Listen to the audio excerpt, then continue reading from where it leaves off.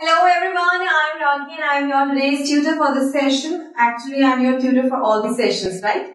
So in this video, I am going to explain you the solution regarding question number 2, which is on page number 40, class 9, chapter 3, atoms and molecules, NCERT text. So let's see what is the question. Question here. Calculate the formula unit masses of ZnO, zinc oxide, Na2O, sodium oxide, K2CO3, potassium carbonate.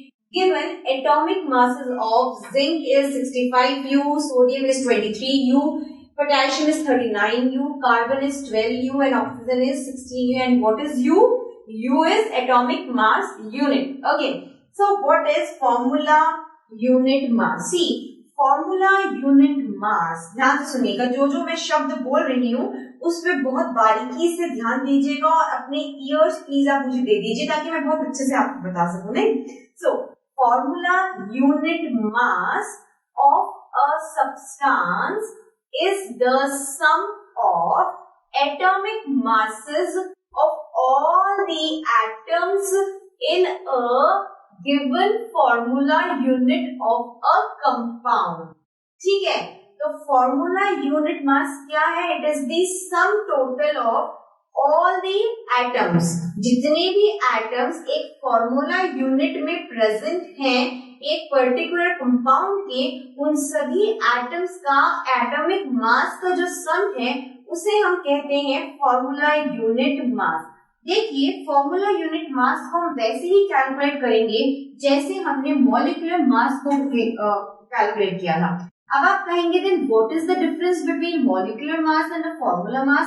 देखिए, formula मास जो हमने word use किया है formula unit मास, ये उन compound या उन substances के लिए है जिनके कॉन्स्टिट्यूएंट पार्टिकल्स आयंस होते हैं। ठीक है, सो formula unit mass is being used, the word formula unit mass is used for those substances whose constituent particles are ions। जैसे ZnO यहाँ पर है तो इसको आप तोड़ेंगे तो क्या मिलेगा आपको? Zn2 पॉजिटिव O2 नेगेटिव, ये चार्जेस में बता रही हूँ। Na2O को आप तोड़ेंगे तो आपको आयंस मिलेंगे, twice of Na positive and O2 negative. ZnO को आप ब्रेक डाउन कीजिए, आपको मिलेगा Zn2 positive and O2 negative.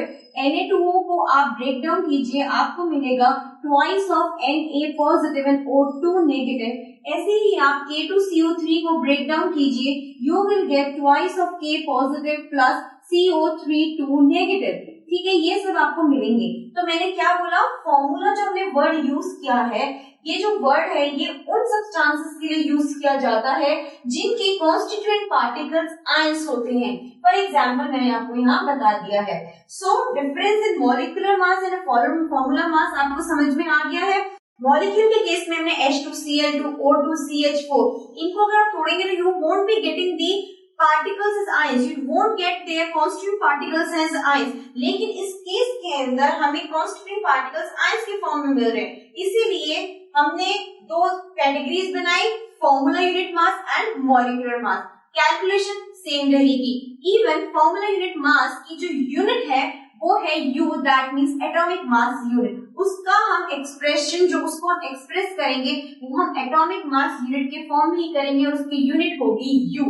ये बात अब सबको क्लियर हो गई। अब आते हैं बात कैलकुलेशन पे। फॉर्मूला यूनिट मास निकालना है मुझे ZnO का, तो देखिए ZnO, एंड बहुत खुशी की बात ये है कि इस क्वेश्चन में हमें एटॉमिक मास दे रखा है, किसका? जिंक का, सोडियम का, पोटेशियम का, कार्बन का, ऑक्सीजन का, तो बहुत इजी हो गया अब आपके लिए।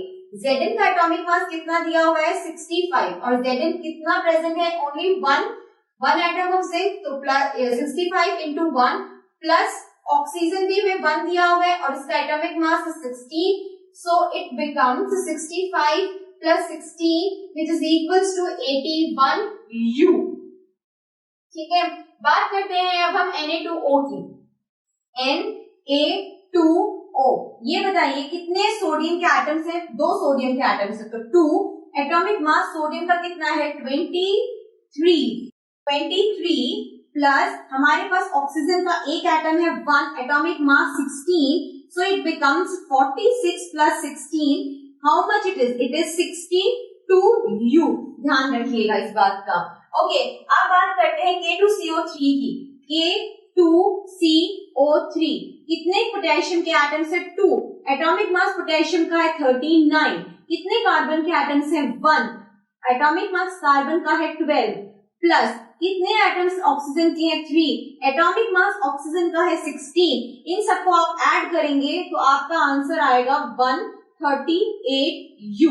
ठीक है, इस बात का ध्यान रखिएगा। सो मैंने बता दिया है, मैंने कैलकुलेट कर दिए हैं formula unit mass of zinc oxide, sodium oxide and potassium carbonate. And I hope आपको इस क्वेश्चन में कोई भी प्रॉब्लम नहीं होगी तो मैं हूं। Please do tell me your doubts in the comment box given below. And this was all about this session. And it is Meera saying you all goodbye and take care.